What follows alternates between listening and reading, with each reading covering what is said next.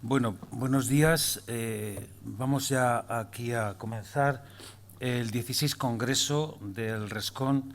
Vamos a meternos ya en materia y como se ha dicho aquí, pues nosotros hemos estado trabajando a lo largo de un año un tema como es la comunicación, que nos llega muy de cerca.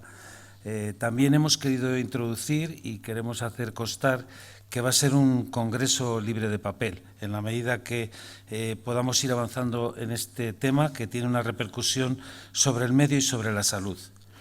Se ha dicho también, y es verdad, que contamos con excelentes profesionales de los medios, que algunos de ellos, además, curiosamente, tienen vinculación con Burgos. Ha sido cuna o ha sido residencia de ellos. Por lo tanto, vamos a empezar con el título del periodismo médico y sanitario, la mayor demanda de la sociedad, que la va a impartir un gran conocedor de los medios, pues ha formado parte de Televisión Española, Antena 3, Onda Cero, La COPE o Radio Nacional de España, entre otras, siendo director de informativos, presentador, locutor, analista político y en la actualidad se ha dicho también director de medicina responsable, cuyo objetivo pues, es el de humanizar la medicina. Se trata del mirandés y burgalés, por tanto, también en la provincia de Burgos, Ernesto Sáez de Buruaga. Yo, como miembro de una junta directiva, de la Junta del Colegio de Médicos de Burgos, me encuentro en la tesitura de tener que presentar a un profesional de la comunicación. Resulta una paradoja, pero no es infrecuente esta situación para los que evidentemente no hemos sido preparados. Y es aquí donde pedimos ayuda y colaboración a los profesionales que sí se manejan con los medios. De ahí la importancia de los responsables de comunicación. Esperamos que Ernesto nos hable de la humanización de la medicina en tiempos de inteligencia artificial o de cómo llegan las noticias a los medios y hasta qué punto están condicionadas en la sociedad actual. La comunicación en medicina siempre ha sido importante, si bien la más importante no es la de los medios, sino la del médico con el paciente, ya que a pesar de los avances la gente quiere a alguien que le coja la mano, que le mire a los ojos, que le dedique 20 segundos de su tiempo, que sepa su nombre y que le resulte cercano. Buena prueba de ello han sido las secuelas que estamos teniendo con la pasada pandemia. Sin embargo, en los tiempos en que estamos, la medicina avanza tanto que, en palabras del propio ponente, no estamos viviendo una época de cambio, estamos viviendo un cambio de época. Sin más dilación y sabiendo que vamos a disfrutar de toda la experiencia y conocimiento, damos paso a Ernesto Sáez de Buruaga. Ernesto, cuando quieras.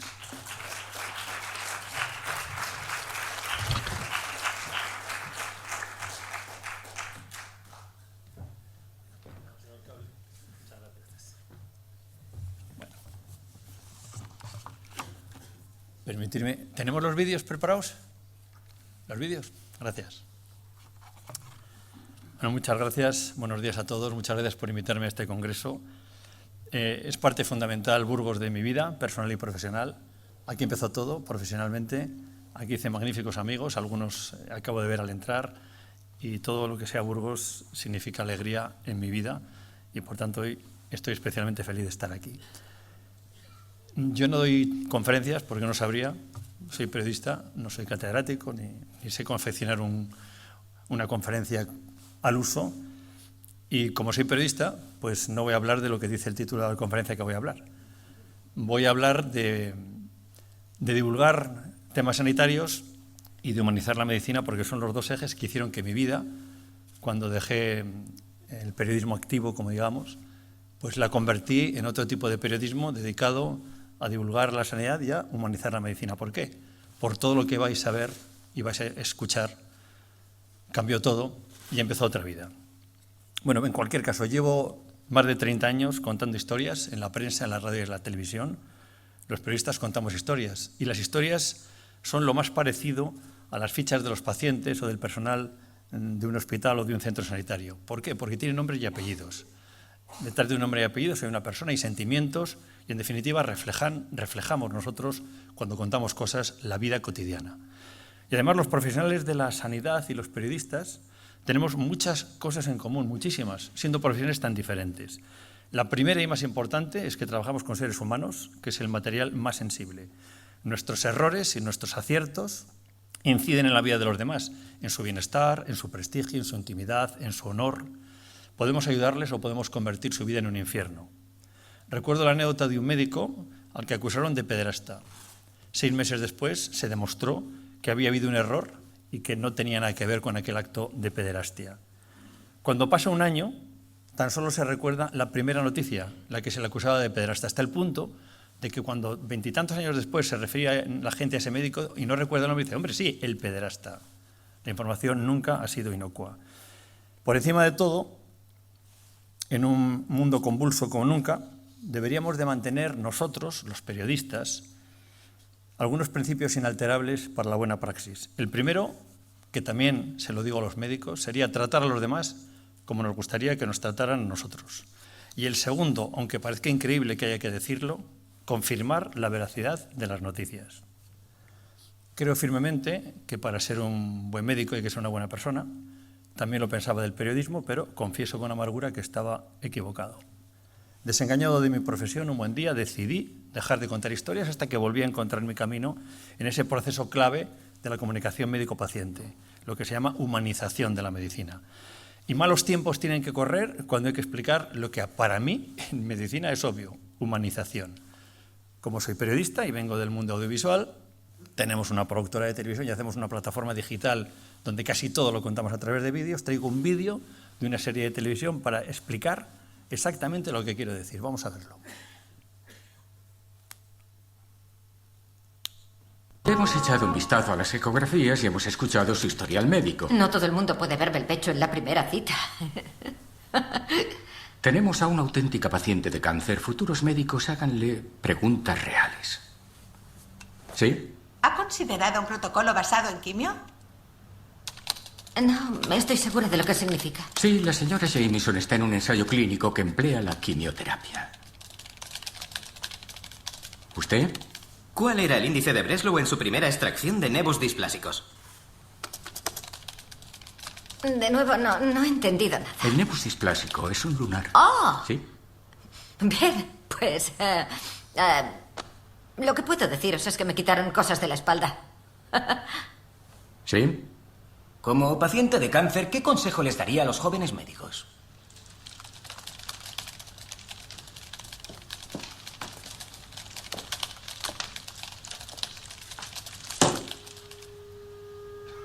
Deja de teclear y mírame. Miradme. Tenéis que mirar al paciente, hablar su idioma y nada de términos médicos. Tenéis que preguntarnos cómo nos sentimos, no cómo se siente nuestro cáncer, porque estamos acojonados. Y cuando os digamos eso, no os atreváis a poner esa cara de susto que ponéis. Sois nuestros salvadores, os guste o no. Actuad como tales, vuestras vidas están en vuestras manitas tecleadoras.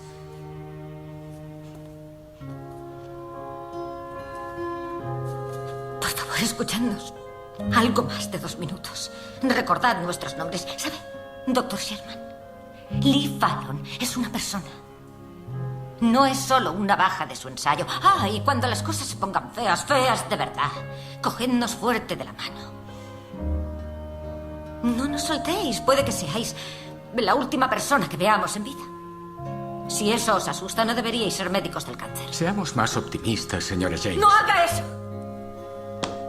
No nos digáis cómo debemos sentirnos. Nos morimos. Así es como nos sentimos. Gracias por escucharme.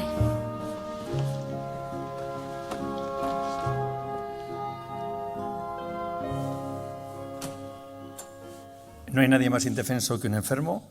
No hay ricos ni pobres, ni altos ni bajos, ni guapos ni feos. Somos iguales ante la enfermedad, somos frágiles. Y necesitamos además, como decía Liza, que saquen los médicos lo mejor de sí mismos porque, lo quieran o no, son nuestros salvadores. Todos necesitamos a los demás en la vida cotidiana y máximo cuando estamos enfermos. Deseamos sentirnos especiales, queridos. En nosotros habitan la emoción, el miedo, la alegría, la tristeza, la esperanza, la esencia que nos distingue en definitiva como seres humanos.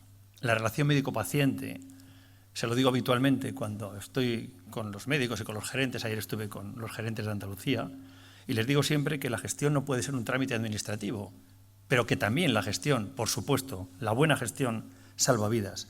En cualquier caso, tendrá que ser siempre una relación entre personas que se enfrentan a un problema y que tienen que buscarle solución. Esta idea me la daba un buen amigo mío, el prestigioso ginecólogo Santiago de Seus, que al inicio de su exitosa carrera tuvo una paciente que le cambió la vida. Era una enferma de cáncer en la que estaba viendo el doctor cada vez que entraba a su habitación cómo iba degenerando, deteriorándose su salud. En sus últimos días de vida, la paciente escribió un diario. Poco después de morir, su marido le entregaba a Santiago ese diario. En una de las páginas de Seus pude leer lo siguiente: debo de estar muy, muy malita. Creo que me muero, porque el doctor apenas se atreve a entrar ya en mi habitación y a charlar conmigo. De Seus me dijo que aquella mujer tenía razón y que desde aquel día fue otro médico y otra persona. Desde aquel día, cuando ve a una paciente, la escucha, comparte con ella sus miedos, le pregunta por su familia, por sus hijos, busca su complicidad. Y antes de entrar en ningún tratamiento, le dice con una sonrisa: tenemos un problema que juntos vamos a solucionar. Paradojas de la vida. De Seus he salvado a miles de mujeres, pero no puedo salvar la de la suya, Vicky, que murió de un cáncer de mama. Esta es la medicina que te acerca a los sentimientos, a la persona, a un enfermo que se ve desvalido, sin duda, cuando está en la cama de un hospital, que sabe que su salud depende de otros. Y a los enfermos también se les ayuda de muchas maneras, con las palabras, con la mirada, con la cercanía. El paciente detecta claramente el lenguaje no verbal y, al margen de las nuevas técnicas y los algoritmos de la medicina preventiva personalizada, cada paciente es único naturalmente y responde de una manera individual a su enfermedad. Ninguna inteligencia artificial, TAC, resonancia, deciden lo que es mejor para el paciente. Lo deciden los médicos, que interpretan los datos y que les ven cada día. Es la primera comunicación, probablemente, a tener en cuenta, la del médico y el paciente.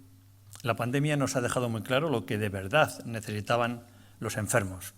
Y voy a recordar algún testimonio dramático que seguramente vosotros habéis recogido y habéis publicado. Esas personas que no podían despedirse de sus seres queridos y morían solos. Hola, mamá, ¿cómo estás? Muy bien, hijo mío, no te preocupes por mí. Minutos después fallecía, sin hacer ruido, sin molestar a los suyos, cuidándoles y dándonos ejemplo de vida hasta el último suspiro.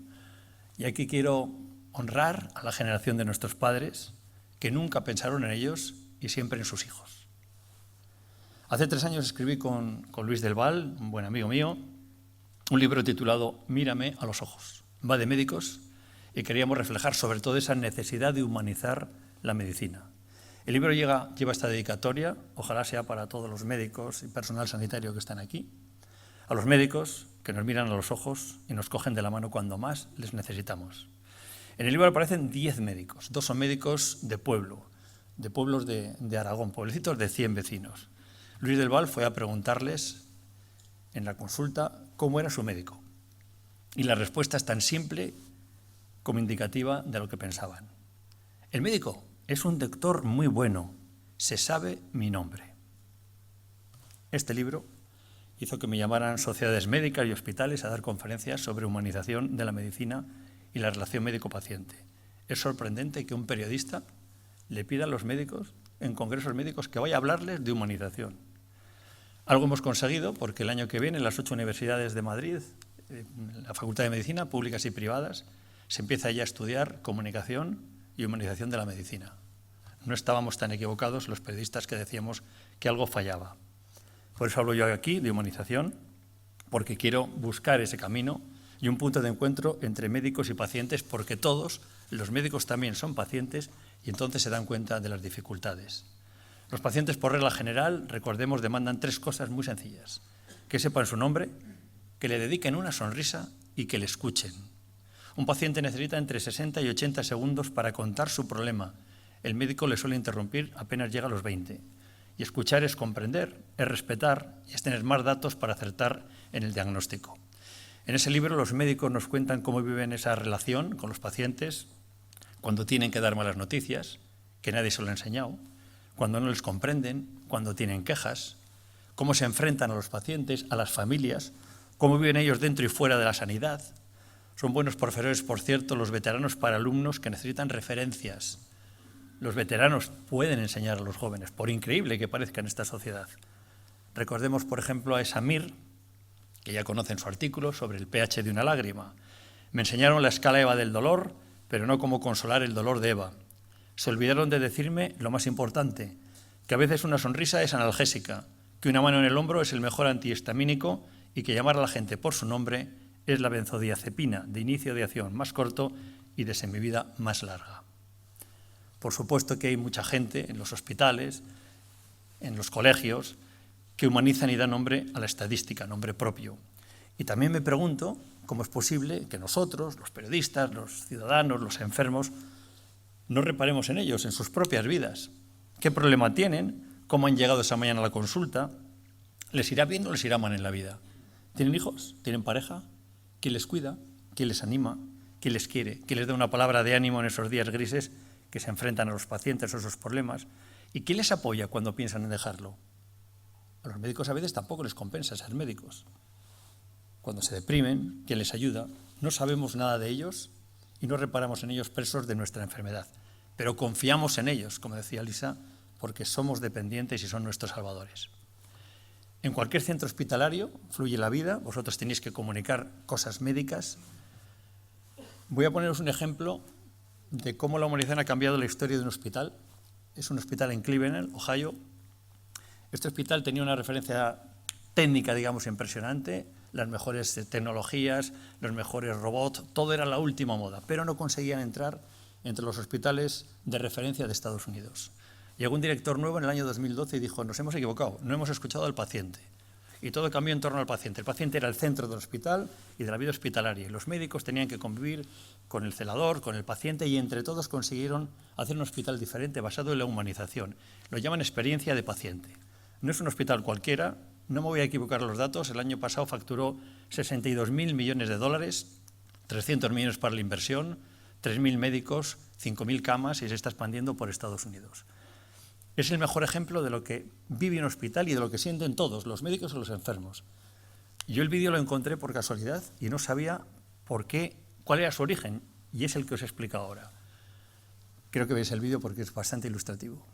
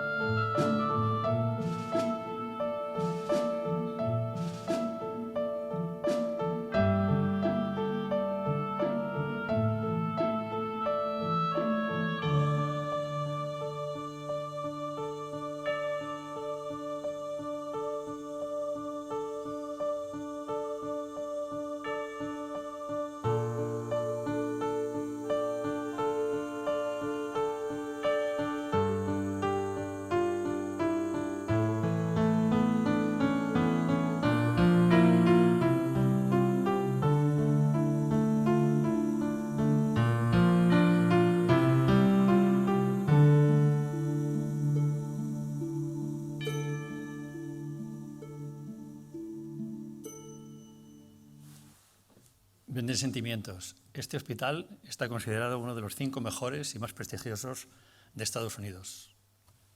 Es un ejemplo claro de humanización y de tratar al paciente como quisieras que te trataran a ti. La primera preocupación de los españoles no es el paro, ni la política, como dicen las encuestas. La primera preocupación es la salud. Sin salud no hay nada. Woody Allen, un hombre ingenioso, decía que las palabras que más confort emocional producían a un ser humano hace años eran sencillas, eran 3 palabras: te querré siempre. Ahora se las hemos cambiado por no es maligno. Hay cosas que no van a cambiar nunca, en un proceso de cambios como nunca hemos tenido en la historia. Lo decías antes, no estamos en una época de cambios, sino ante un cambio de época radical, lo estamos viendo. Estamos atrapados y controlados por las redes sociales. Google es un médico mediocre y chantajista que sabe en estos momentos, los que estamos aquí, con quién hemos estado antes. Incluso, si hablamos de comida para perros, tendremos un anuncio de comida para perros. La inteligencia artificial, los algoritmos, han venido para cambiarlo todo con brusquedad, con cosas buenas y algunas malas.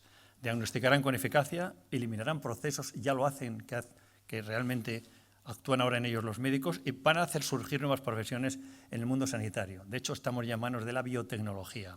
Los sensores biométricos y los algoritmos de macrodatos van a poder controlar nuestra salud a diario y detectar enfermedades que todavía el paciente no tiene ni siquiera síntomas, pero para desde ese punto poder aplicar ya tratamientos preventivos. La inteligencia artificial, la biotecnología, la infotecnología están rediseñando realmente nuestra vida, nos la van a alargar. Decía Alex Grigelmo antes de entrar, Alex, que queremos vivir los dos más de 100 años, vamos a intentarlo por lo menos, y hay gente que ya está trabajando para que lo podamos hacer. Y lo voy a contar porque vamos a pasar de los vídeos de humanización al futuro. El neurobiólogo español Rafael Yuste, desde la Universidad de Columbia, en Nueva York, trabaja en el llamado Proyecto Brain. Supongo que todos lo conoceréis. Es el proyecto estrella del presidente Obama. En el primer discurso sobre el debate de la nación, dijo que si Kennedy había dejado como legado haber llegado a la Luna, él quería dejar como legado haber descubierto cómo funciona el cerebro.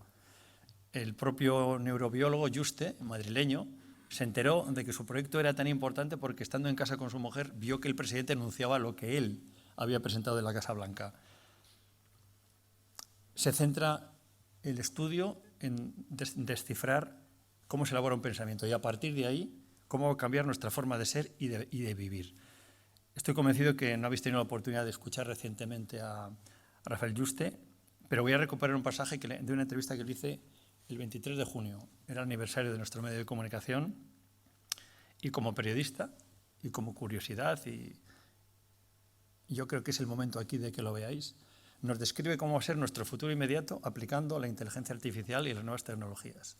No está hablando de ciencia ficción para dentro de 80 años, son cosas que se están haciendo, desde poder leer el cerebro y el pensamiento de un enfermo con Alzheimer, hasta que dentro de muy poco tiempo, meses, podamos escribir sin teclado, simplemente mirando el ordenador. Y como creo que es interesante, aunque sea un poco de autobombo, tampoco pasa nada, estamos entre compañeros, creo que es un fragmento de la entrevista porque merece la pena. Es curioso, sabemos poco del cerebro y sin embargo estamos hablando ya de la inteligencia artificial, de los algoritmos, y me llamó la atención cosas como que Google y Facebook están interesados en el proyecto, que dicen que puede revolucionar la tecnología. Pero escucho y leo cosas como esta: se podrán conectar mentes humanas a Internet. Pero es que ahí se habla del binomio computadoras, neuronas, para conectar al sistema nervioso central un dispositivo no invasivo y a la red. Sí. O sea, no conocemos el cerebro y vamos a cambiar la especie humana. Sí, ya la estamos cambiando. O sea, ahora mismo Me parece apasionante también esta estamos parte, ¿no? todos conectados a la red a través de nuestro teléfono móvil o las computadoras, ¿no? Y esto, aunque casi sin darnos cuenta, en los últimos 20 años nos ha cambiado la vida. Entonces, esto es el comienzo de la aumentación cognitiva y sensorial de los seres humanos, de la especie humana, que, por cierto, no es una cosa nueva. Los humanos llevamos intentando aumentarnos en nuestras capacidades físicas y psíquicas desde toda la historia. Eso explica pues toda la tecnología que hemos desarrollado, desde el fuego, la rueda, la escritura, la imprenta. Todo nos permite hacer cosas, los aviones, que no podíamos hacer antes, ¿no? Entonces, esto va a seguir en el cerebro. Pero, como decíamos antes, como el cerebro es el órgano que genera la mente humana, vamos a tener los humanos la posibilidad de cambiarnos por primera vez en nuestra esencia. Y esto es una cosa muy importante y estoy seguro que va a ocurrir. Yo creo que es inevitable, ¿no? Si ya nos hemos subido todos al carro del móvil y del iPhone, ¿por qué vamos a parar cuando podamos conectar directamente desde el cerebro y nos permitirá hacer muchas cosas que no podemos hacer ahora? Entonces, el desafío no es parar el progreso, sino encauzarlo de una manera que lleguemos al futuro preservando los valores de respeto a la humanidad, respeto al ser humano, y son valores en realidad de derechos humanos. O sea, es una cuestión del humanismo tecnológico. Entonces, estamos muy involucrados en que este nuevo paso se dé dentro de unas reglas de juego. Pero, Rafael, ¿y quién protege esta nueva actividad cerebral? ¿Quién la controla?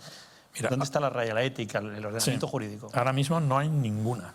Entonces, por eso estamos involucrados hasta el cuello. Y precisamente por eso, gente como yo, que trabajamos en laboratorio desarrollando esta tecnología, pues para poder ayudar a los pacientes, para poder entender qué ocurre en estas selvas impenetrables, somos los primeros en la fila, alertando a la sociedad y a las organizaciones internacionales y a los gobiernos que esto es una tecnología muy importante, casi tan importante como la energía atómica, y por las mismas razones que regulamos a la energía atómica hay que regular a la nanotecnología antes de que salga del box, antes de que empiece a correr, ¿no? Porque tiene beneficios increíbles, no podemos pararla, tenemos la obligación de ayudar a los pacientes inmediatamente, ¿no? Y ahora mismo, viniendo aquí, me contaba una compañera el problema que tenían con su hijo, con un problema neurológico. Tenemos la obligación urgente de ayudar a todos esos pacientes. Hay que desarrollar esta tecnología sí o sí, pero tenemos que canalizarla de manera que proteger, por ejemplo, las propiedades esenciales de los seres humanos, ¿no? Que no surjan, no caiga en manos de gente que quiera aprovechar de la tecnología con objetivos que no sean precisamente benéficos, ¿no? Voy a hacer una serie de preguntas, algunas pueden ser muy simples, pero creo que pueden ser interesantes. He leído también que habrá un sensor de ondas cerebrales que permite escribir usando pensamientos. Sí. ¿Esto es real? Esto empieza a ser real. Mira, precisamente en el último año se han publicado 2 trabajos, uno de un grupo de Facebook utilizando un electroencefalograma para descifrar las palabras que oyes. Entonces, tú, mientras estás hablando, te pueden descifrar lo que estás oyendo, no leyendo el sonido, leyendo la actividad cerebral, ¿no? Y otro grupo en la Universidad de Austin, con un escáner cerebral, han podido descifrar no solo el lenguaje que oyes, sino el que generas y el que piensas. O sea, tú cuando estás leyendo, estos te escanean el cerebro y te pueden descifrar lo que estás leyendo, ¿no? Y esto es en la dirección que va esta tecnología. Bueno, hay muchas direcciones. Por ejemplo, aplicaciones clínicas. Da miedo, ¿eh? No, pero bueno, te cuento aplicaciones clínicas, pero fundamentales. Tenemos a mi madre con Alzheimer. No podemos hablar con ella, cada vez menos. Si le pones un dispositivo y puedes leerla, ya te puedes conectar con un paciente. Alzheimer, los ictus, parálisis, les cambiamos la vida. O sea, eso es una revolución. Aplicaciones científicas. Entender qué ocurre dentro de esta maraña de neuronas. Si puedes entrar ahí y descifrar el lenguaje, pues te decía antes, descifrar los pensamientos es como el ladrillo para descifrar la mente humana. Pues si puedes descifrar las palabras, ya estás casi dentro, ¿no?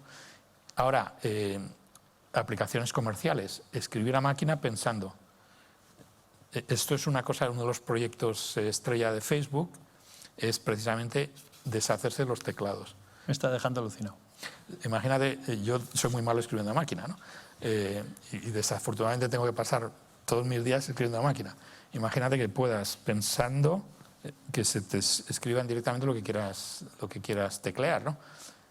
Eso es fantástico. Ahora, consecuencias negativas. Pues, aunque no sabemos lo que es pensar, si tú puedes descifrar las palabras, como decía antes, estás ya metido dentro de la actividad cognitiva de un ser humano. Entonces, puedes descifrar palabras, pero ahí puedes entrar en la privacidad mental. Entonces, tendríamos que tener unas reglas, una línea en la arena, y decir, ahí no se puede entrar.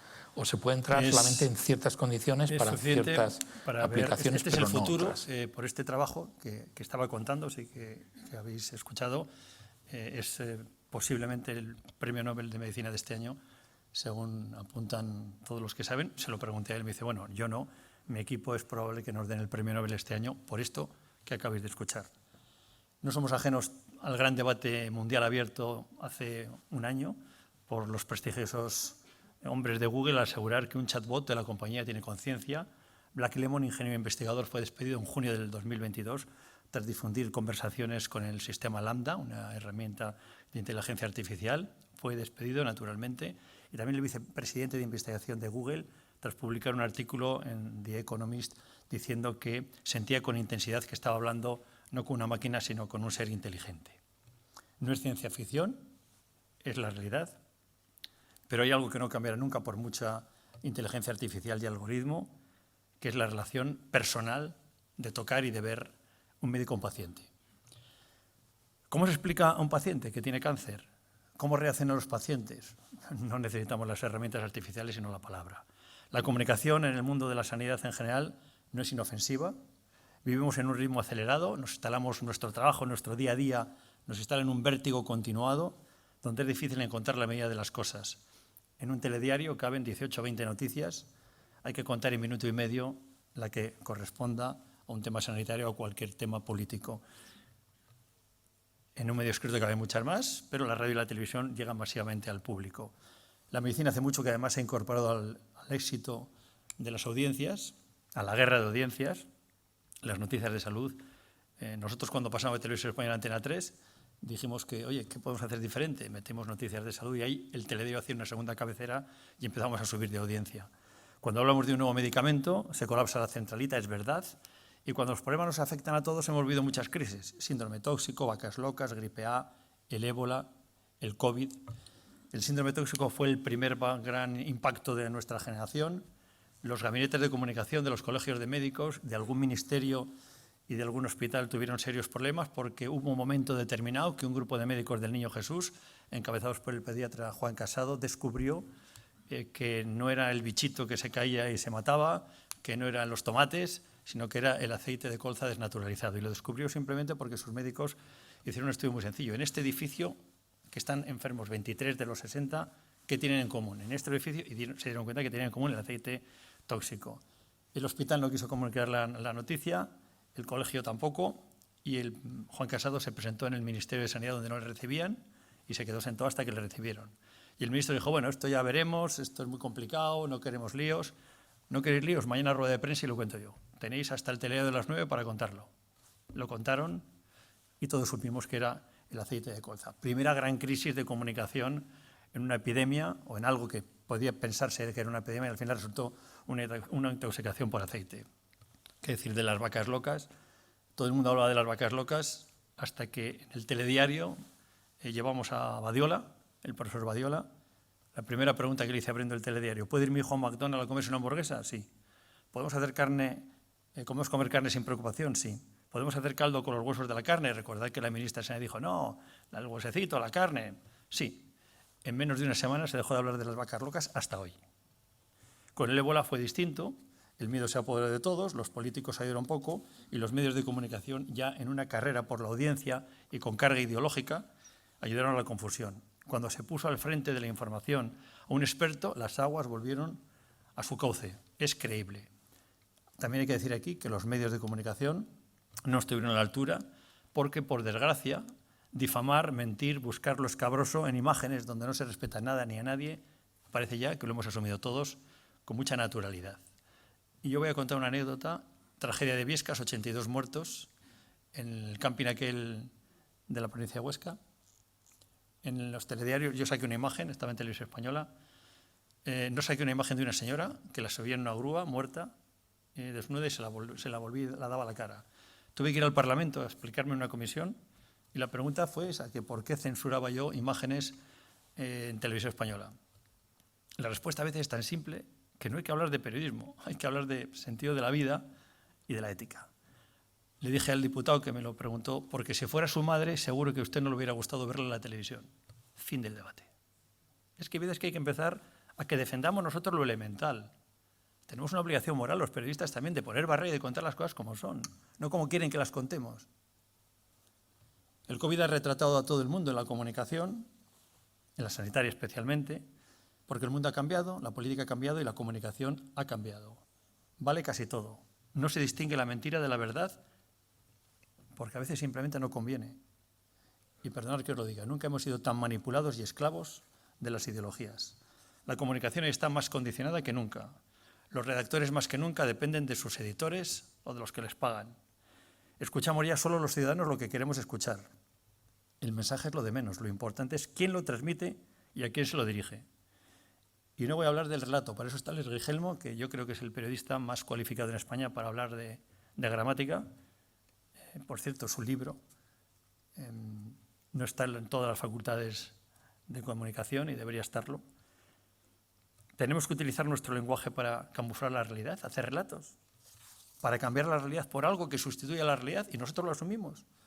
Pues yo espero que pronto acude alguien un término para liberar la sanidad de las listas de espera. Os lo propuesto, os lo propongo. Enfermos discontinuos. No hay enfermos, hay enfermos discontinuos. Vamos a seguir inventándonos cosas. Yo creo que los periodistas no tenemos que entrar en eso.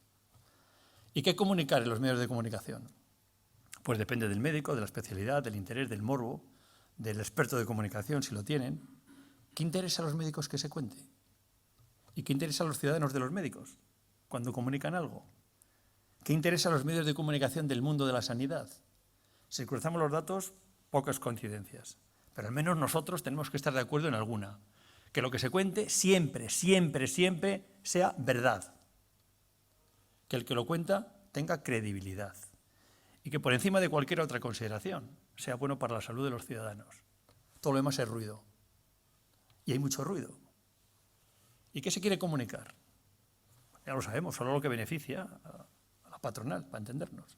Pero lo que es interesante para un médico lo es para el paciente, lo es para la administración, lo es para el gerente, lo es para el director médico y finalmente lo es para el político.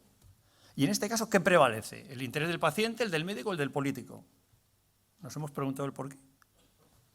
Es más fácil colocar en los medios a un cirujano plástico que opera los pechos de una famosa de 3 al cuarto que la realidad de nuestra salud. Es más fácil que un médico aparezca cuando hay una preocupación en la calle, naturalmente, que en su día a día. Es más fácil cuando tiene relación con una vacuna, un avance médico y tal vez menos que la última dieta de moda. Yo tengo la suerte de ser asesor de los premios Rey Jaime I.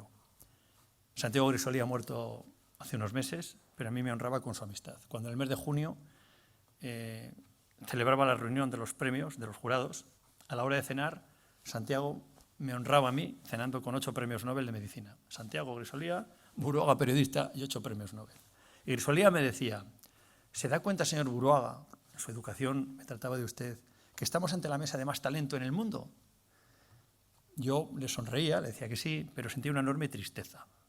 Ni una portada de un medio de comunicación, ni una entrevista, ni tan siquiera los medios especializados. Nadie se preocupaba de que los que saben de qué pasa con las medicinas anti-rechazo en los trasplantes, la resonancia magnética, que se lo explicaran ellos, los que lo habían creado. Que las universidades españolas no les inviten a dar ni una sola conferencia con las aulas a rebosar. Que los colegios de médicos, perdonar este pequeño palo, que ni estén ni se les espere. Que la industria farmacéutica no les patrocine ni un congreso, ni una entrevista, ni venir aquí hoy a hablar de sus preocupaciones. Tan sobrados vamos. ¿Quién sabe en la sociedad española, el ciudadano de la calle, que nuestros médicos están en casi todas las especialidades, entre los más considerados del mundo, entre los 10 primeros? Que España es el segundo país en ensayos clínicos después de Estados Unidos, el segundo país de Europa en ensayos COVID y el 7º del mundo. Que aparecemos en las mejores publicaciones médicas especializadas. Y de las cosas cotidianas que sabemos cómo se cuentan. Esto no es una bronca, es una reflexión en voz alta que me he hecho yo también. ¿Cómo se ha contado el expediente abierto a un médico de Baleares por hablar a su paciente en castellano? ¿Cómo han abordado los colegios de médicos ese problema de la imposición política de un idioma?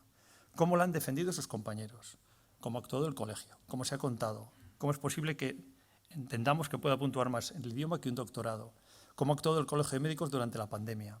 ¿Cuál ha sido su presencia en los medios defendiendo a los suyos cuando se quejaban de que no tenían las medidas adecuadas? Cuando, por ejemplo, se decía, lo decían en todos los hospitales, yo he tenido amigos médicos con bolsas de basura viendo sus fotos, que no tenían los medios adecuados y que además les hacían PCR continuamente y me decían que no era verdad. ¿Qué se ha dicho de la falta de material? ¿Qué se ha dicho de los médicos que fallecían con el porcentaje de muertes más alto del mundo? Miren, los médicos van a facultad de medicina, pero no hay una facultad para hacer héroes, ni siquiera cuando estudian medicina.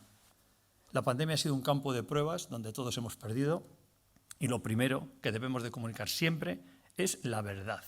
Sin verdad no somos creíbles ninguno de nosotros, que debería ser, con el paso de los siglos, la premisa que nos lleva a trabajar, la credibilidad. Si no, entra en escena cualquier charlatán de 3 al cuarto. Se nos decía, por cierto, que estábamos en la gama alta del éxito, muriéndose casi 1000 personas diarias. En las televisiones no había féretros, ni quejas de los sanitarios, ni duelos de las familias. Solo se recogían aplausos. Eso sí, se ha publicado y escuchado mucho de los efectos secundarios de las vacunas, de su precio, de las patentes y de los beneficios de vacunarse. Y dejamos de aplaudir, por cierto, el mismo día que nos dejaron salir a la calle, no 10 días después, el mismo día. Y volvemos a ver en los hospitales letreros donde se lee, se ruegan o pegan a los médicos y a las enfermeras. Y anécdota, entrevisté a 2 presidentes del gobierno diferentes, de 2 partidos diferentes. Y cuando les dije que había letreros de se ruegan o pegan a los médicos, la respuesta fue, ¿pero pegan a los médicos? A unos médicos, enfermeras y personal sanitario que les han demandado un esfuerzo descomunal. En los 2 años de pandemia, el sector público ha contratado a más de 100.000 personas. 500 solo han ido al sector sanitario. ¿Esto quién lo ha contado? Todos vosotros vivís el vértigo de la comunicación. Hace muy poco entrevistaba al cardiólogo Valentín Fuster y al psiquiatra Rojas Marcos en el Colegio de Médicos de Madrid, y Fuster nos daba a todos este consejo. Dedica 15 minutos al día a pensar en ti y en tus pacientes. Para tu reloj y piensa realmente lo que quieres hacer ese día, cada día, y procura que tu salud y la de los demás, y como la contamos nosotros, es una prioridad social. Rojas Marcos aseguraba que el COVID nos ha robado el sentido del futuro, que ha sido sustituido por la incertidumbre, la indefensión y la ansiedad, que afecta a la salud de millones de españoles y que deberíamos recuperar la calma y la esperanza. Son buenos consejos para cerrar este rato en el que me habéis permitido contar una última historia, esta vez de médicos, pacientes y periodistas de vuestro entorno cotidiano. Pero ahora voy a hacer una cosa que hago habitualmente cuando veo a los médicos y les sorprende mucho. Aquí están todos con corbata, vosotros en ella. Me pongo ahora de vuestro lado y hago una cosa que les sorprende muchísimo y luego se lo explico. Mira, está la chaqueta, me desabrocho, me acerco al público y les tiro la chaqueta. Y les explico, dentro de 6 meses, no os acordaréis de nada de lo que os he dicho, pero vino un periodista que vino y nos tiró la chaqueta. Eso también es comunicación. Hoy os deseo lo mejor en este congreso y recordaré al viejo sabio que mirando al cielo nos decía aquello que es muy triste no poder alcanzar las estrellas con las manos, pero más triste es no tener estrellas que poder alcanzar. Ojalá que cada uno de vosotros encuentre la suya. Muchas gracias.